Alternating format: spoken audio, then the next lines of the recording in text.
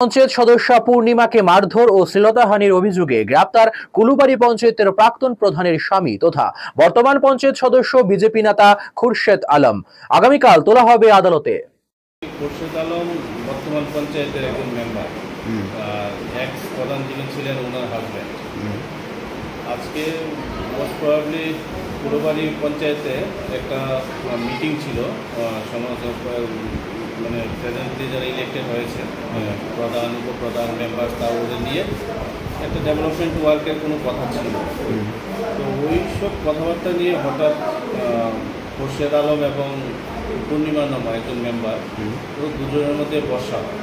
তখন Khurshed Alam most probably যেটা reported করেছে, পূর্ণিমা নামকে একটা চড় মেরেছে এবং ওনার ওয়ারিং অ্যাপারেল যা ছিল ওখানে ঘরে পুরোটা টানাটানি করেছে।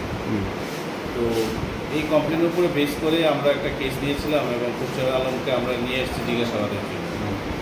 এই বিষয়ে কে কেস করেছিল বা ইনফর্ম কে করেছিল? এখানে করেছিল ওই পঞ্চায়েতেরই মেম্বার একজন পূর্ণিমা নাম।